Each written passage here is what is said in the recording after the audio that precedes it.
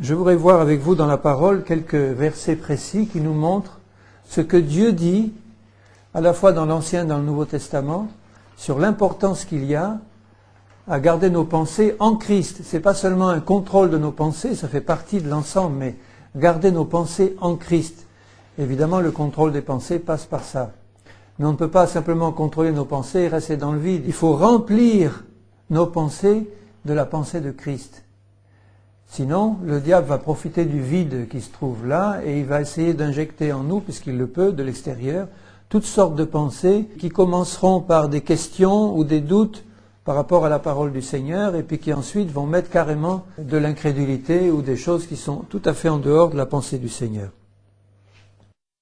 Dans Genèse 6 et au verset 5, le Seigneur dit « L'Éternel vit que la méchanceté des hommes était grande sur la terre et que toutes les pensées de leur cœur se portaient chaque jour uniquement vers le mal. » Les pensées de leur cœur, c'est une expression qui revient souvent.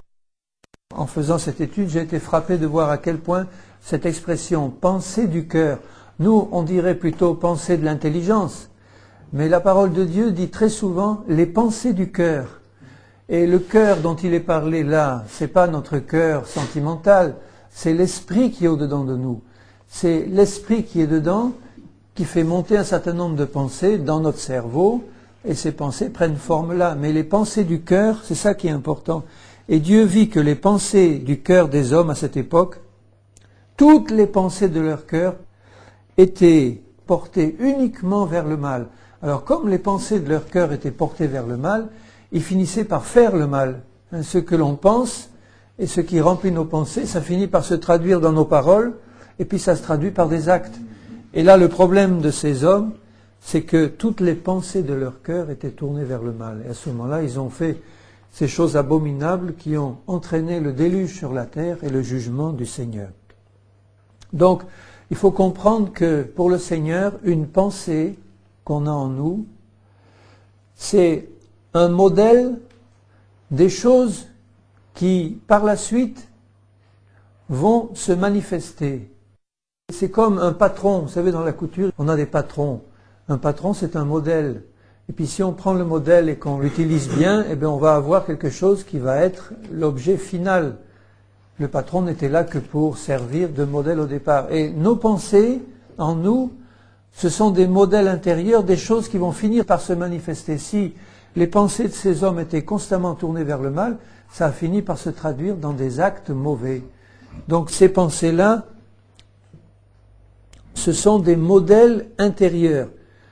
Je crois que pour moi, c'est une substance spirituelle qui travaille là, une substance spirituelle qui vient de notre esprit, qui prend forme, et après, ça forme comme un moule qui va servir à manifester les choses auxquelles on pense. Si nous pensons constamment aux choses d'en haut, aux choses du ciel, ce sont ces choses-là qui vont se réaliser dans nos vies, parce que les pensées de notre cœur vont être en accord avec la pensée du Seigneur. On va avoir la pensée du cœur pleine des choses du Seigneur, et ce sont celles-là qui vont se réaliser dans notre vie. Si on a le cœur plein de pensées terrestres, ce sont ces pensées-là qui vont finir par se traduire par des actes et par des actions dans nos vies. Donc on doit vraiment veiller à ce que nous mettons dans nos pensées, parce que ces pensées vont finir par se traduire dans des paroles. Jésus a dit, rappelez-vous, c'est de l'abondance du cœur, et il voulait parler du même cœur que les pensées du cœur, c'est de l'abondance du cœur que naissent les mauvaises pensées, les meurtres, les adultères, etc. Ça commence là-dedans, et après ça se traduit par des actes qui sont mauvais ou qui sont bons selon la nature des pensées. Dans Proverbe 16:30, il y a un proverbe qui nous dit ceci. Celui qui ferme les yeux pour se livrer à des pensées perverses, celui qui se mord les lèvres, a déjà consommé le mal. Vous voyez, pour le Seigneur, déjà le fait que on se livre à une pensée perverse, bon, c'est la pensée ou l'imagination qui commence à travailler. Eh bien, pour le Seigneur, le mal est déjà consommé à ce niveau-là. C'est pas seulement l'acte qui finit par se manifester, mais c'est déjà au niveau de la pensée. Celui qui se livre à des pensées perverses a déjà consommé le mal. C'est la raison pour laquelle le Seigneur dira, par exemple, si tu regardes une femme pour la convoiter, Tu as déjà commis l'adultère. Parce que si tu gardes cette pensée-là dans le cœur, cette pensée-là de convoitise, elle finira tôt ou tard, un jour, par se traduire par un adultère physique, consommé. Mais déjà pour le Seigneur, c'est fait là-dedans. La pensée y est, et à ce moment-là, le péché est déjà commis intérieurement. C'est vraiment important de le comprendre et de ne pas laisser n'importe quelle pensée dominer sur nos vies. Un peu plus loin, dans Proverbe 23,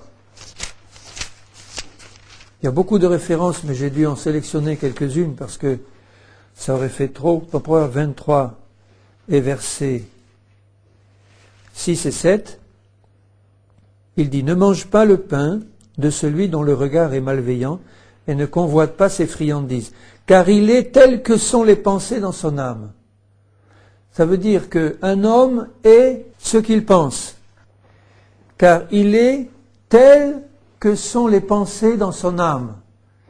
Là, c'est pas le mot cœur qui est utilisé, c'est le mot âme, mais ce qui est important, c'est de comprendre que un homme, en fait, il est ce que sont ses pensées. Déjà, s'il pense à des choses mauvaises, il a déjà commis le mal. S'il a des pensées d'un certain type, une certaine coloration spirituelle, il est déjà semblable à ses pensées.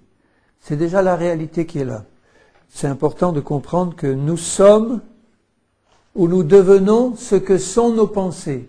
Si nous avons des pensées impures, nous sommes déjà un être impur et puis nous allons le traduire par des actes impurs. Dans Jérémie 6, verset 19,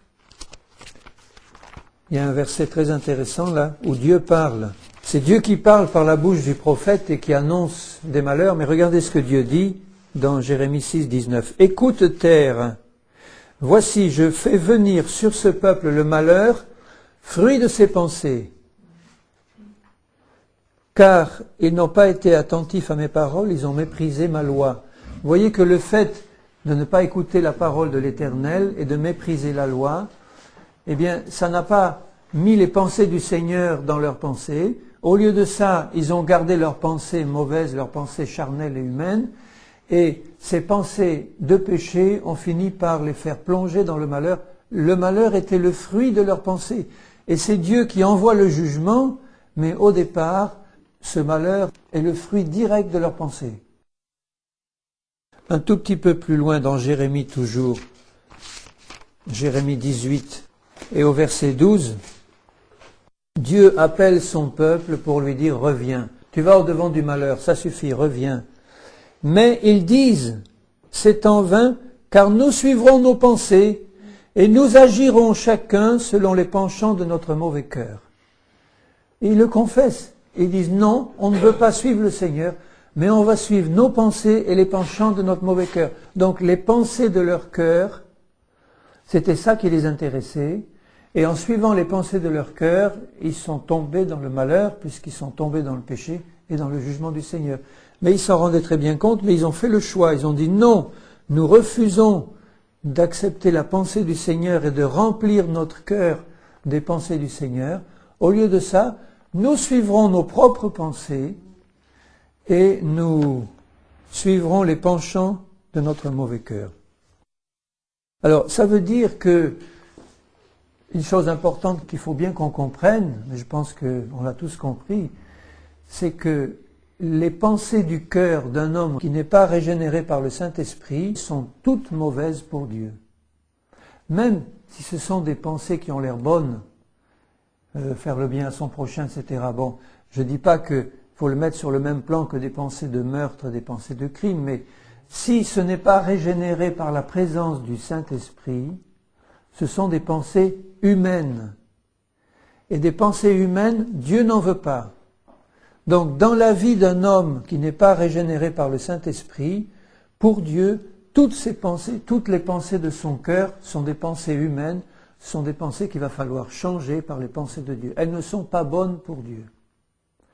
Et c'est important pour nous de le savoir parce que quand on vient au Seigneur et qu'on passe par la nouvelle naissance, notre cœur est changé. Dieu nous donne un nouveau cœur, mais nous avons tellement été habitués à recevoir de notre cœur ancien des pensées mauvaises et des pensées humaines qu'il y a tout un temps où il faut renouveler nos pensées, comme dit l'apôtre Paul, les renouveler par les pensées du Seigneur, et bien distinguer ce qui vient de la chair, ce qui vient du malin, c'est pareil, et ce qui vient du Seigneur. Il faut donc que nous puissions nous entraîner à cette discipline spirituelle qui consiste à surveiller et contrôler les pensées pour voir si elles sont de Dieu ou si elles sont de la chair. Mais ce qu'il faut dire, c'est que les pensées de l'homme non régénéré sont mauvaises pour Dieu. Je lis un simple verset dans l'Ancien Testament, dans Genèse 8 encore et 21. C'est à la fin du déluge. L'Éternel sentit une odeur agréable quand Noé a fait un autel pour offrir des holocaustes. Et l'Éternel dit dans son cœur, « Je ne maudirai plus la terre à cause de l'homme, car les pensées du cœur de l'homme sont mauvaises dès sa jeunesse. » Donc Dieu reconnaît, c'est Dieu qui le dit, il faut l'accepter, les pensées du cœur de l'homme sont mauvaises dès sa jeunesse. Ça veut dire qu'elles étaient mauvaises avant, par hérédité, mais un petit enfant de 3 mois, 6 mois, il ne pense pas encore, il n'a pas la conscience de la pensée.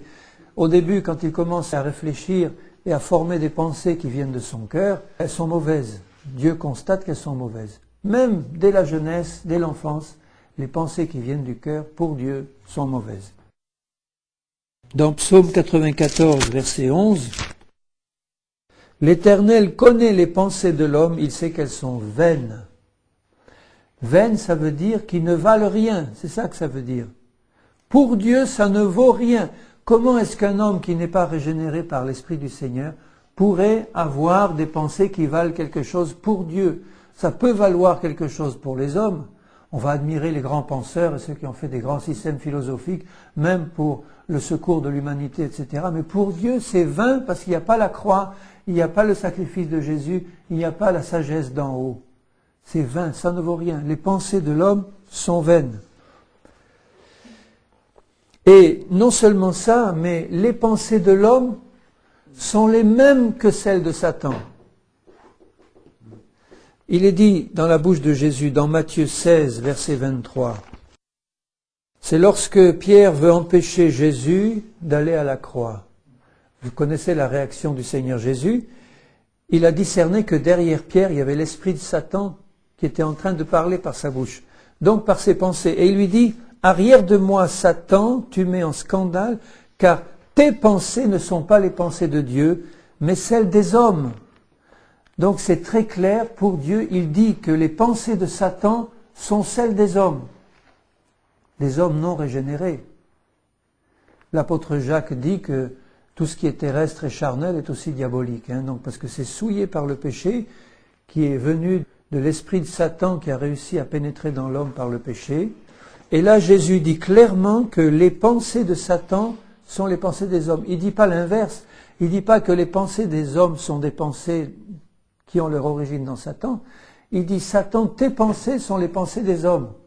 Bon, ça veut dire que Satan a réussi à infiltrer l'espèce humaine par sa pensée et que l'espèce humaine tout entière est imprégnée de la pensée de Satan qui a existé avant l'homme.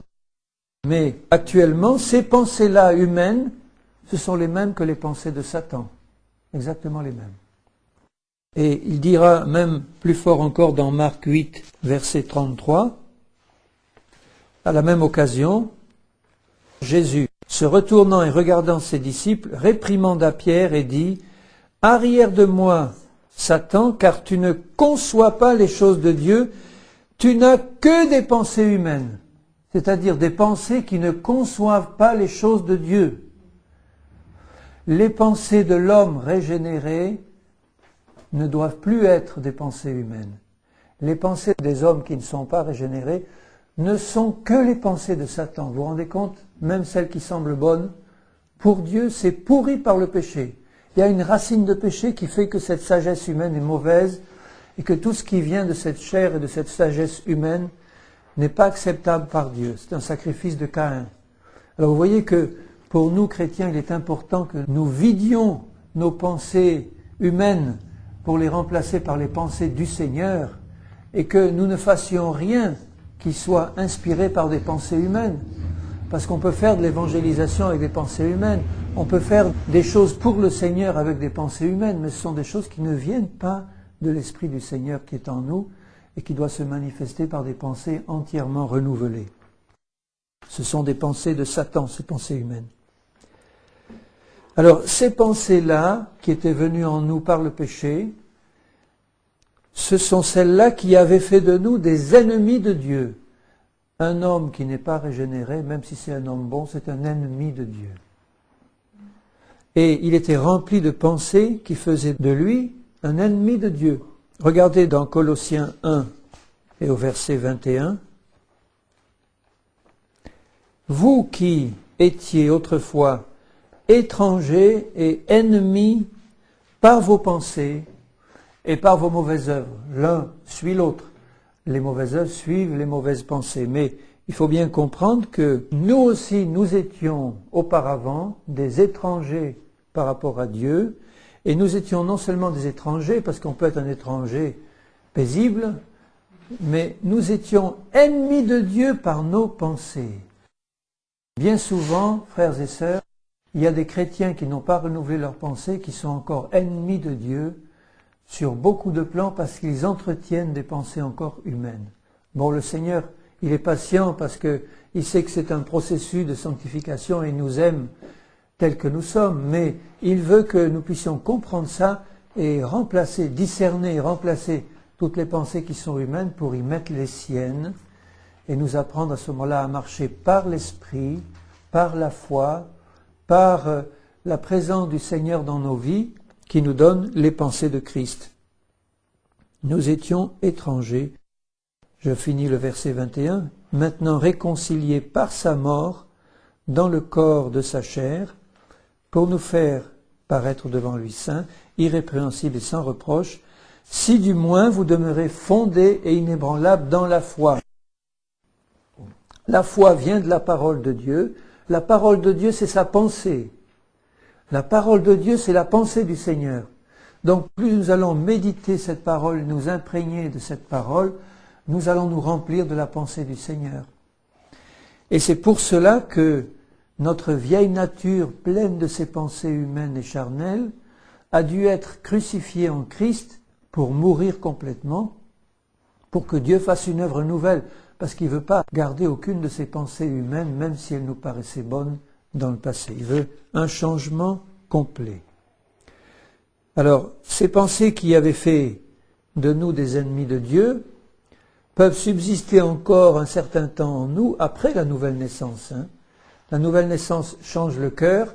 À partir de cela, notre cœur commence à nous donner de nouvelles pensées, des pensées de Dieu et des pensées du Saint-Esprit. Mais il faut que nous puissions bien discerner encore s'il y a du mélange, parce qu'il y a encore du mélange pendant un certain temps, pour évacuer tout ce qui n'est pas du Seigneur et qui ne vient pas de son esprit. Le proverbe 12,5 dit « Toutes les pensées du juste ne sont qu'équité ». Les pensées du juste ne sont qu'équité. Ne sont que, ça veut dire toutes les pensées du juste ne sont que des pensées justes. Toutes. Mais vous voyez que le fait d'avoir été changé et d'être devenu juste aux yeux de Dieu par la nouvelle naissance, ça a planté en nous l'Esprit du Seigneur qui commence à produire en nous dans notre cœur des pensées nouvelles. Et ce que le Seigneur désire, c'est que nous manifestions pleinement la justice de Dieu jusqu'au point où, puisque nous sommes justes par la foi en Jésus, toutes nos pensées deviendront des pensées justes pour Dieu. Ça veut dire que nous, chrétiens, nous devons pas considérer comme acquis ce changement et ce renouvellement de nos pensées. Il va falloir que nous participions à l'œuvre du Saint-Esprit. Ça ne se fait pas automatiquement, ce remplacement des pensées anciennes par les pensées nouvelles. Qu'est-ce que dit la parole à ce sujet? Nous devons donc faire très attention aux pensées qui traversent notre cœur ou notre esprit ou notre cerveau. Nous devons faire très attention et apprendre à les discerner pour faire le tri. Dans Matthieu 22, au verset 37, un docteur de la loi pose cette question à Jésus. « Maître, quel est le plus grand commandement de la loi ?» Jésus lui répondit. « Tu aimeras le Seigneur ton Dieu de tout ton cœur, de toute ton âme et de toute ta pensée. » Ça veut dire que c'est un acte d'amour pour Dieu de penser juste. je ne peux pas entretenir dans mon cœur des pensées d'incrédulité, de doute, d'impureté, etc. C'est un manque d'amour pour le Seigneur qui habite en moi par son esprit et qui bien sûr peut lire toutes mes pensées. Le Seigneur, il les lit. Donc je dois aimer le Seigneur de tout mon cœur, de toute mon âme, de toutes mes pensées. Et ça, si le Seigneur insiste sur la pensée, c'est que il sait que nous avons des combats dans ce domaine et que son but à lui, c'est que toute notre pensée soit dans l'amour du Seigneur pour l'honorer uniquement avec ses pensées à lui. Uniquement avec ses pensées à lui. Dans 2 Corinthiens 10, à partir du verset 3, 2 Corinthiens 10, 3, si nous marchons dans la chair, puisque nous y sommes, on y vit dedans, nous ne combattons pas selon la chair, car les armes avec lesquelles nous combattons ne sont pas charnelles, mais elles sont puissantes par la vertu de Dieu pour renverser des forteresses. Quelles sont ces forteresses? Nous renversons les raisonnements c'est les pensées, et toute hauteur qui s'élève contre la connaissance de Dieu, et nous amenons toute pensée captive à l'obéissance de Christ. Nous sommes prêts aussi à punir toute désobéissance quand votre obéissance sera complète. Mais là, l'important, c'est de montrer que les pensées humaines sont des forteresses dans nos vies. C'est des forteresses dans lesquelles se cache Satan. Et il faut renverser ces forteresses. Et c'est nous qui devons le faire. Personne ne peut, à ta place, mon frère ou ma sœur, renverser les forteresses qui sont dans tes pensées. C'est toi qui dois le faire, puisqu'il dit « nous renversons » avec les armes de Dieu, bien sûr, qui sont puissantes pour renverser ces forteresses-là. Ça a beau être des forteresses, elles ne peuvent pas résister devant les armes du Seigneur. Donc, nous devons utiliser ces armes spirituelles, pas seulement pour combattre contre Satan et ses démons, mais pour voir s'il n'y a pas encore quelques forteresses dans nos pensées, des forteresses des pensées humaines, qu'il va falloir détruire, parce que ça veut dire qu'il y a encore des pensées en nous qui ne sont pas captives à l'obéissance de Christ. Ça veut dire qu'il y a des pensées qui sont des esclaves de Satan, qu'il a réussi encore à garder dans notre terrain, et qui sont là comme des forteresses. Il faut détruire ça et passer au scanner toutes les pensées, ou au radar toutes les pensées, pour pouvoir voir celles qui sont selon le Seigneur et celles qui ne le sont pas, les amener captives à l'obéissance de Jésus. Ça veut dire, je discerne qu'il y a une pensée qui n'est pas du Seigneur, là, qui traverse mon esprit. Il faut que je sache qu'elle n'est pas du Seigneur, et si elle n'est pas du Seigneur, je lui mets une chaîne, je ferme sa bouche et je l'expulse au nom du Seigneur Jésus. Mais je ne dois pas permettre qu'une seule pensée qui ne soit pas du Seigneur reste plantée en moi comme une forteresse. Sinon, c'est une tête de pont pour Satan.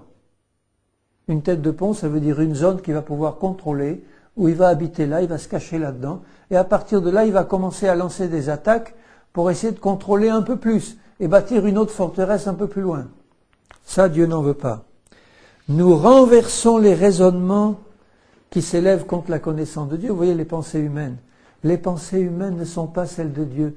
Dieu dit, mes pensées ne sont pas vos pensées. Vos pensées ne sont pas les miennes. Donc il n'y a rien à voir entre les pensées de Dieu et les pensées humaines. Ne nous mettons pas dans la tête que nous pouvons encore garder la moindre bonne pensée de notre vieille nature. Même les pensées humaines les plus généreuses et les plus formidables aux yeux des hommes, pour Dieu, ce sont des pensées humaines qui doivent être éliminées, complètement, éliminées, pour qu'on marche, non pas selon la chair, mais selon l'esprit. Nous amenons toute pensée captive à l'obéissance de Christ. Alors ça veut dire, bien-aimé, que si tu ne le fais pas, tu désobéis au Seigneur. Si tu laisses entrer en toi, dans ta pensée, dans ton cœur, n'importe quelle pensée qui va nourrir tes imaginations, qui va t'amener comme un tout vent de doctrine, là, et qui va te faire tourner comme une girouette à mesure que ces pensées rentrent de tous les côtés, tu es responsable de ça, du contrôle de ces pensées pour vérifier si elles sont captives à Christ. si ce sont des pensées qui viennent du Seigneur. Et si nous ne le faisons pas, nous péchons devant Dieu. Évidemment, nous avons besoin d'apprendre et nous devons être patients aussi avec ceux qui sont jeunes dans la foi, mais très vite le Seigneur veut nous montrer que c'est un combat que nous devons mener nous-mêmes, que le Seigneur ne va pas mener pour nous et que personne ne va mener pour nous, que toi tu dois le mener.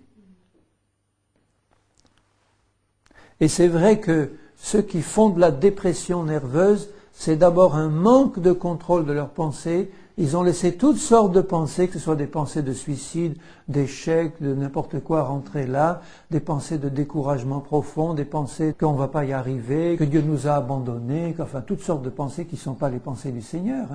Et ce sont ces pensées-là qui, à force de rentrer et de se planter comme des traits enflammés du malin dans notre cerveau ou notre cœur, elles tournent, et on les garde et on y pense et on y repense, et puis à mesure qu'on y repense, on s'enfonce de plus en plus dans la dépression, dans les ténèbres, parce que ce sont des pensées du malin qui sont là envoyées pour nous détruire, pour nous plonger dans les ténèbres, pour nous plonger dans tout ce qui n'est pas du Seigneur.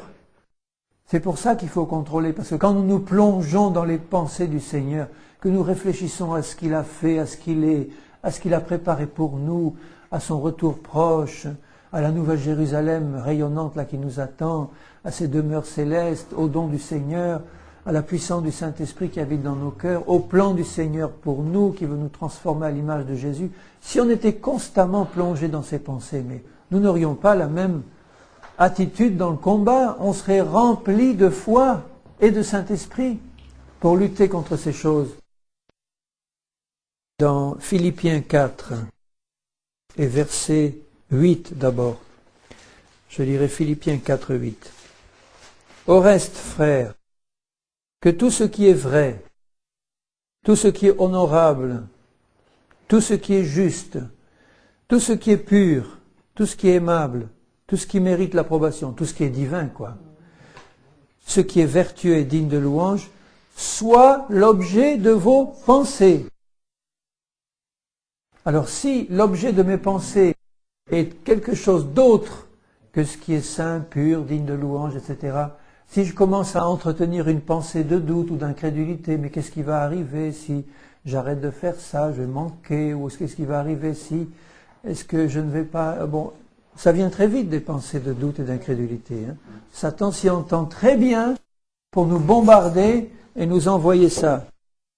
Lui, c'est son travail. Il est capable de nous planter des pensées de loin. Mais nous, notre travail, c'est de faire de toutes les choses de Dieu l'objet de nos pensées, d'y réfléchir en permanence. Et c'est pour ça que ce soit dans nos lectures, que ce soit dans nos méditations personnelles, que ce soit dans nos conversations. Vous savez, une conversation où on commence à parler qu'un tel, il a chuté, mais on commence à critiquer, on commence à raconter des choses, et puis à calomnier même, et puis à en rajouter. Ce ne sont pas des pensées qui édifient, ce sont des pensées qui détruisent, non seulement nous, mais la personne qui est concernée. Spirituellement, elle ramasse des coups. Donc ça nous demande une discipline sévère pour contrôler tout ce qui entre dans nos pensées et vérifier si tout ce à quoi nous pensons toute la journée, c'est bien quelque chose qui vient de Dieu, qui est pur, saint, agréable, digne de confiance et de louange. Ce que vous avez appris, reçu et entendu de moi, et ce que vous avez vu en moi, pratiquez-le, et le Dieu de paix sera avec vous. Le Dieu de paix n'est pas avec nous si nous entretenons des pensées mauvaises. Et il est possible, chez des chrétiens, de voir des pensées qui ne sont pas bonnes. Il ne faut pas dire parce qu'on est chrétien et qu'on a eu le cœur changé, donc automatiquement toutes mes pensées sont bonnes. C'est pas vrai. Juste un exemple, dans Acte 8, 22, c'est l'histoire de Simon le magicien. Donc il est bien dit, au verset 13, Simon lui-même crut, et après avoir été baptisé, ne quittait plus Philippe. Jésus a dit, celui qui croira et qui sera baptisé sera sauvé. Il est écrit là, Simon crut et fut baptisé. Donc pour moi, il est devenu disciple du Seigneur. Il est devenu chrétien. Or, ça n'a pas empêché qu'il a encore entretenu des pensées mauvaises, puisque au verset 22, Pierre lui dit « Repens-toi de ta méchanceté et prie le Seigneur pour que la pensée de ton cœur, encore une fois, il dit la pensée de ton cœur, te soit pardonnée s'il est possible, car je vois que tu es dans un fiel amer et dans les liens de l'iniquité. » Il avait entretenu dans son cœur une pensée qui était mauvaise, il voulait acheter les dons du Saint-Esprit. C'est une pensée très mauvaise. Et à cause de ça, Pierre, qui discerne l'état dans lequel il est, il lui dit « La pensée de ton cœur est mauvaise, prie pour que tu te repentes et que tu sois pardonné. » Il n'a pas fait attention à sa pensée.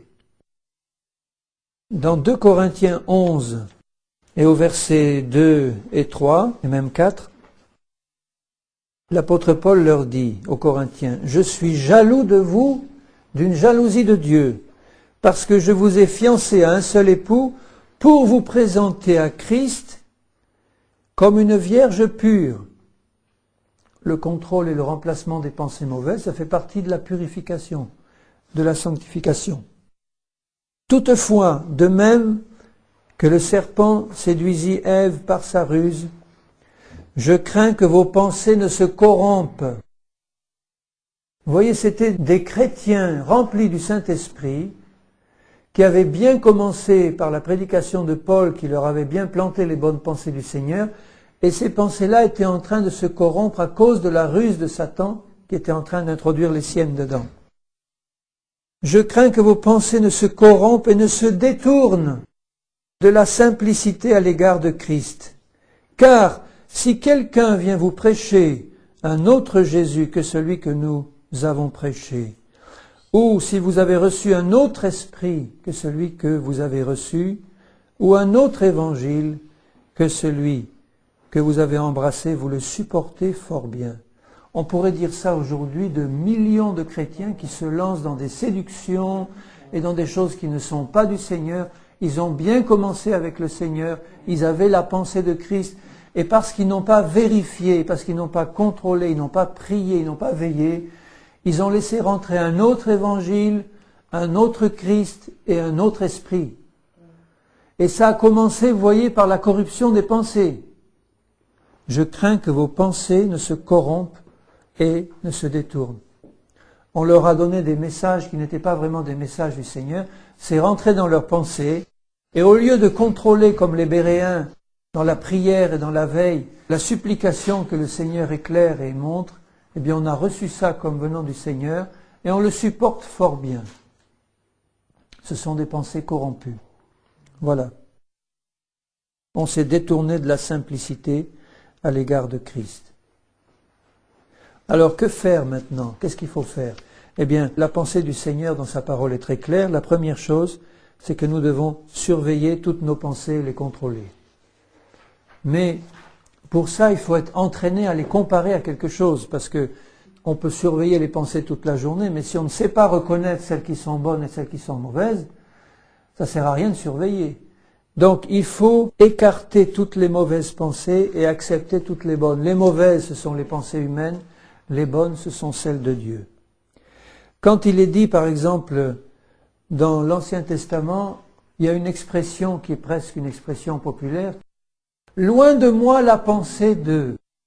Loin de moi la pensée de faire cela. Même Dieu emploie cette expression. Loin de moi la pensée de.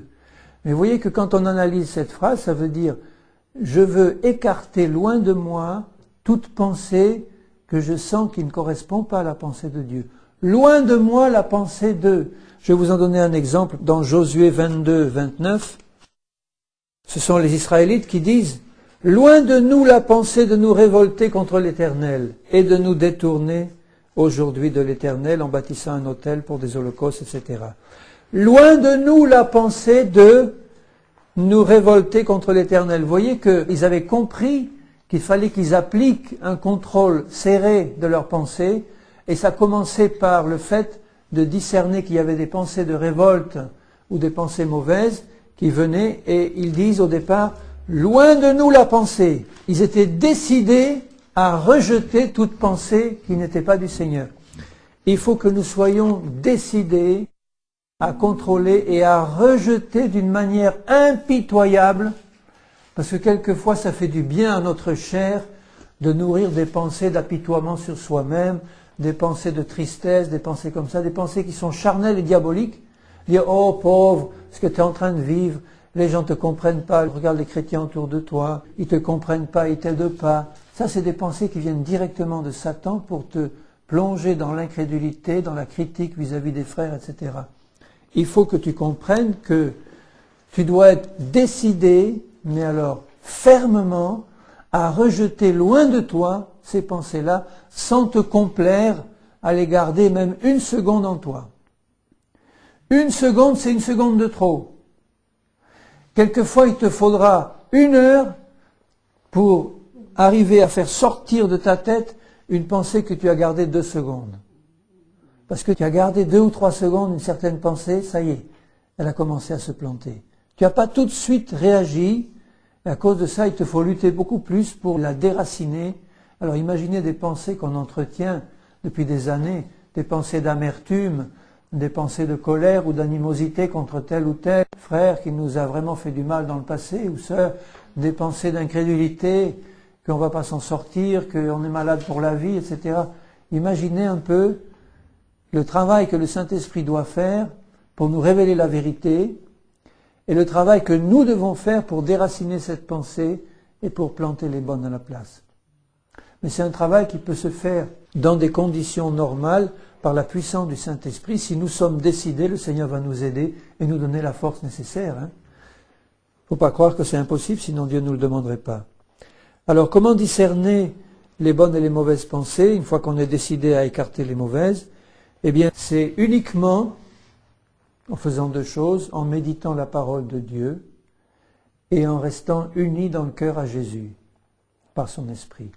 Alors d'abord, méditez la parole de Dieu. Lisez Hébreux 4, 12. Méditer par l'esprit et nous remplir de la parole. Hébreux 4, 12. Je lirai même le verset 11 pour nous montrer que ce n'est pas facile. Le combat dans les pensées, c'est le combat le plus difficile de la vie d'un chrétien. Une fois que tu as les victoires dans ta pensée, ça y est, le Seigneur peut vraiment faire une grande œuvre dans ta vie. Dans Hébreux 4, 11, il dit « Efforçons-nous donc d'entrer dans ce repos, afin que personne ne tombe en donnant le même exemple de désobéissance. Efforçons-nous, car la parole de Dieu est vivante et efficace, plus tranchante qu'une épée quelconque, à 2 tranchants, pénétrante jusqu'à partager âme et esprit, jointure et moelle. Elle juge les sentiments et les pensées du cœur. » Encore ce mot, la pensée du cœur. La parole de Dieu juge les pensées du cœur. Ça veut dire que la parole, c'est comme un étalon, un critère, une règle qu'on va pouvoir utiliser pour mesurer les pensées, les comparer à cet étalon et voir si ça vient de Dieu ou si ça vient de l'homme ou de l'ennemi. Donc plus nous allons méditer la parole et laisser le Saint-Esprit nous révéler la parole dans nos cœurs, plus nous allons avoir la lumière pour comprendre quelles sont les bonnes et les mauvaises pensées. Et les chrétiens qui ne discernent pas bien quelles sont les mauvaises pensées sont des chrétiens qui ne passent pas assez de temps à méditer la parole pour renouveler leurs pensées par les pensées du Seigneur qui sont dans sa parole. Donc ça implique que ça se fasse, ce travail de méditation, dans l'esprit bien sûr. C'est pas apprendre par cœur seulement des versets. Si ce n'est pas fait dans l'esprit, il faut que ce soit en esprit, en vérité. Donc dans la prière, Seigneur, je m'approche de ta parole pour pouvoir recevoir ta pensée et m'en remplir. Et en même temps, pour que tu me montres au passage tout ce qui reste encore dans mon cœur, qui sont des pensées humaines, que je vais détruire, ces forteresses, par ta parole et par ta pensée. Alors, dans Philippiens 4, 6, le deuxième point, je vais commencer au verset 4. Réjouissez-vous toujours dans le Seigneur. Donc, il dit dans le Seigneur. Je le répète, réjouissez-vous, que votre douceur soit connue de tous les hommes. Le Seigneur est proche. Ne vous inquiétez de rien. Voilà la pensée du Seigneur. Quand je commence à m'inquiéter pour ma vie ou mon avenir, je suis dans la pensée humaine. Ne vous inquiétez de rien, mais en toute chose, faites connaître vos besoins à Dieu. Par des prières et des supplications, avec des actions de grâce. Et la suite, regardez, et la paix de Dieu, qui surpasse toute intelligence humaine, gardera vos cœurs et vos pensées, encore la pensée du cœur, gardera vos cœurs, votre esprit et vos pensées, où ça? En Jésus-Christ. Donc, pas seulement dans la parole, mais ça va ensemble les deux, mais en Jésus-Christ, que je reste, Seigneur, planté en toi, dans la communion avec toi. Je relis parce que c'est important le verset 6 et le verset 7. Ne vous inquiétez de rien, mais en toute chose, ça veut dire dans toutes les circonstances de ta vie, quelles qu'elles soient financières, qu'elles soient physiques, qu'elles soient n'importe quoi, tu veux avoir la pensée du Seigneur, eh bien, fais-lui connaître tes besoins avec des prières, des supplications et des actions de grâce, parce que tu es dans la foi à ce moment-là. La parole de Dieu a agi dans ton cœur, tu as compris que Dieu était un Père qui s'occupe de toi, tu as compris qu'en priant, Dieu écoute ta prière et il va l'exaucer, parce que tu as la pensée du Seigneur, tu ne vas pas demander quelque chose qui est contre la pensée du Seigneur, tu vas demander au nom de Jésus-Christ, tu vas demander dans la confiance tranquille, et à ce moment-là, la paix de Dieu va garder tes pensées et ton cœur et tes pensées en Jésus. Donc tu vois le rôle de la prière là aussi, il y a le rôle de la méditation, mais pour rester en communion avec Jésus et rester en lui, il faut rester dans le dialogue avec lui, dans la prière. Mes besoins, Seigneur, je te les présente, parce que je m'appuie sur ta pensée, sur ta parole, et comme je t'ai présenté tous mes besoins, que tu es celui qui va et qui peut répondre à tous mes besoins, ta paix va garder mes pensées en toi. Ta paix. Donc si nos pensées vagabondent et ne sont pas en Christ, c'est peut-être aussi que nous ne nous sommes pas assez approchés du Seigneur pour déverser avec confiance dans la prière nos problèmes et nos difficultés devant lui. Parce que quand nous le faisons vraiment, quand on est vraiment dans une difficulté, qu'on va passer un moment dans le Seigneur, dans sa parole, à déverser nos cœurs devant lui, il y a un moment où la paix du Seigneur descend dans nos cœurs et garde à ce moment-là nos pensées dans le Seigneur. Et quand nos pensées sont dans le Seigneur, on est dans la paix, on est tranquille, on est dans la foi, on sait que notre Dieu est en train de s'occuper de ce problème. Alors, il y a aussi une autre chose que nous devons faire, ça ce sont les principales, mais il y a une chose qui est un peu la conséquence de tout cela, c'est que nous devons surveiller nos paroles, parce que Jésus a dit, c'est de l'abondance du cœur que ta bouche parle. Donc, le travail du contrôle de nos pensées doit aller en même temps qu'un travail de contrôle de nos paroles. Mais inversement, c'est en observant la manière dont je parle que je vais pouvoir comprendre s'il y a encore des pensées humaines dans mon cœur. Ou c'est en observant la manière dont les autres parlent que je vais pouvoir, puisque je ne peux pas deviner leurs pensées, c'est pas permis par Dieu, je peux avoir une révélation par le Saint-Esprit pour connaître la pensée de quelqu'un, comme Jésus qui discernait la pensée du cœur de ses disciples. Mais sinon, je vais utiliser le contrôle de la parole pour me rendre compte de ce qu'il y a dans le cœur. C'est vrai que si j'entends un chrétien dire constamment des mots d'incrédulité, des mots de doute, eh bien je pourrais en déduire, sans me tromper, que c'est dans son cœur. Si je m'écoute parler et que je vois des paroles de doute, d'incrédulité, de critique et autres qui sortent, c'est une bonne indication pour moi que les pensées de mon cœur sont encore celles-là. Alors je dois faire aussi ce contrôle de mes paroles, mais ce contrôle de mes paroles qui va suivre le contrôle de mes pensées. Il ne s'agit pas d'adapter une technique en disant « bon, maintenant je vais me fermer la bouche et puis ça va régler le problème ». Ça ne réglera pas le problème si c'est dedans. Si c'est dedans, ça va forcément sortir un jour ou l'autre, tu ne pourras pas. Je lirai Proverbe 30, 32. « Si tu as des mauvaises pensées, mets la main sur la bouche. » Moi, ça me fait penser à une réaction de sauvegarde immédiate. Tu sais, bon, c'est comme on ferme l'écoutille. Tu as une mauvaise pensée, mets ta main sur la bouche parce qu'elle va pas tarder à sortir. Ferme ta bouche, tais-toi. Si tu sens que tu as une mauvaise pensée, tais-toi. évidemment, élimine-la, la pensée. Contrôle-la immédiatement et élimine-la. Ce contrôle des paroles est aussi très important, puisqu'elles sont le fruit de nos pensées. Alors, je conclurai en montrant dans 1 Pierre 4 et au verset 1er. Ainsi donc, il faut avoir le temps de lire tout ce qu'il a dit avant, puisque ainsi donc, c'est la conclusion. Mais enfin, je lis la conclusion. Christ ayant souffert dans la chair, vous aussi armez-vous de la même pensée. Alors, c'est important de voir que, à mesure que nous nous remplissons des pensées de Christ, ces pensées sont des armes contre l'ennemi. Ce sont des armes pour nous défendre dans toutes les situations de la vie. Il dit, armez-vous de cette pensée. Arme-toi. On parle souvent de l'armure du chrétien, du casque du salut, etc. Mais là, il y a une autre arme. C'est l'arme des pensées du Seigneur. Parce que quand nous sommes remplis des pensées du Seigneur, nous sommes forts en Christ et on va pouvoir utiliser les armes d'Éphésiens 6 dans le combat spirituel. Imaginez un chrétien qui aurait les armes, le casque du salut, la cuirasse de la justice, etc., mais qui n'utilise pas l'arme de la pensée. Si Satan contrôle ses pensées, à quoi vont lui servir ces armes qu'il a? À rien. Au départ, il y a une pensée remplie de la pensée du Seigneur et toutes sortes d'armes spirituelles qu'on va pouvoir prendre. Il dit, armez-vous de la même pensée.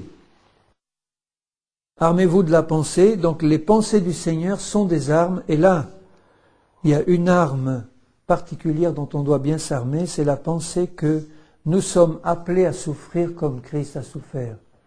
Donc loin de nous les pensées d'accepter la souffrance de la maladie ou de l'infirmité ou des choses, ça, loin de moi ces choses, Seigneur, ça ne vient pas de toi, ce sont des pensées du malin. Mais la pensée que je dois souffrir comme Christ a souffert, c'est-à-dire l'incompréhension, le rejet, la persécution pour Christ, c'est une arme puissante quand j'ai réussi à accepter dans ma pensée cette pensée du Seigneur.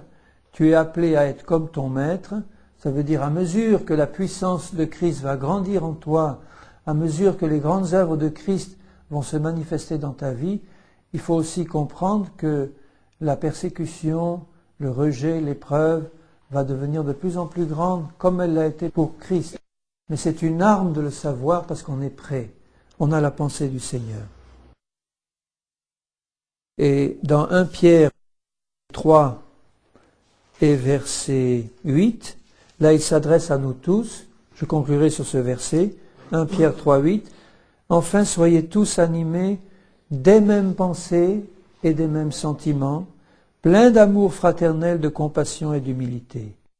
Il exhorte les chrétiens à être remplis tous des mêmes pensées. Donc c'est un travail, ce contrôle des pensées, pour nous remplir des pensées du Seigneur, qui, si nous le faisons tous, va vraiment nous amener dans une vraie communion fraternelle. Parce que ce qui nous sépare souvent les uns des autres, c'est des pensées qui divergent. C'est ce que l'apôtre Paul a dit, on n'est pas dans l'unité de la foi. Quand on est dans l'unité de l'esprit, c'est bien, on a le même esprit en chacun, mais Dieu veut nous amener plus loin, dans l'unité de la révélation de sa parole, donc dans l'unité de la foi. Et l'unité de la foi, ça veut dire qu'on a tous la même pensée de Christ. On peut être tous capables à ce moment-là, une question nous est posée, hop, tout le monde va amener la pensée de Christ. Quelle merveilleuse communion ça va être. Évidemment, on est tous en chemin là-dessus, mais on doit avoir pour but de nous remplir de la pensée du Seigneur parce que ça va faire grandir la communion fraternelle en nous. Ces pensées du Seigneur sont des pensées d'amour, de compassion, d'humilité, de douceur. En fait, c'est la nature de Christ, ce sont ses pensées à lui. La pensée du Seigneur, son Père, remplissait le cœur de Jésus et sa nature tout entière reflétait la pensée de Dieu. L'humilité, l'amour, la douceur. Donc la pensée de Dieu au sens large, c'est-à-dire ce qu'il y a dans le cœur même de Dieu. La pensée du cœur de Dieu est une pensée créatrice, est une pensée de vie, est une pensée d'amour, de gloire, de paix, de joie, de sainteté. Et cette pensée-là, il veut nous remplir de sa pensée à lui. Notre cœur, notre esprit doit être rempli de cette pensée pour que nous puissions devenir effectivement des hommes, des fils et des filles de Dieu qui le glorifient. Alléluia. Amen. Amen. Donc en conclusion, j'insiste sur l'importance d'amener toute pensée captive à l'obéissance de Christ par la méditation de la parole et la fréquentation assidue du Seigneur Jésus dans la prière, dans la communion avec lui, pour que nous puissions renouveler nos pensées, complètement renouveler nos pensées, renouveler notre intelligence. Alléluia. Dans ce combat, Seigneur, je sais que nous pouvons compter sur ton aide. Et je te remercie de le faire, Seigneur, pour ma part et pour nous tous. Remplis-nous vraiment de ta pensée, de la connaissance des choses d'en haut, que constamment nous puissions penser aux choses d'en haut et non à celles qui sont sur la terre, Seigneur. Et je te remercie parce que tu as changé notre cœur et tu nous as donné le désir de recevoir ta pensée. Aide-nous, Seigneur, à bien discerner. Aide-nous à discerner, Seigneur, tous les esprits qui passent, toutes les paroles qui sont annoncées, que nos oreilles entendent, Seigneur. Et tout ce qui est fait, aide-nous et fais grandir en nous ta pensée par ta parole et ton esprit, que nous puissions immédiatement reconnaître une pensée qui n'est pas de toi pour pouvoir la rejeter, qu'elle ne se plante pas en nous pour produire du mauvais fruit. Mais que ce soit tes pensées à toi, Seigneur, qui nous habitent et qui nous remplissent complètement, pour ta gloire, Seigneur, au nom de Jésus-Christ. Amen. Amen.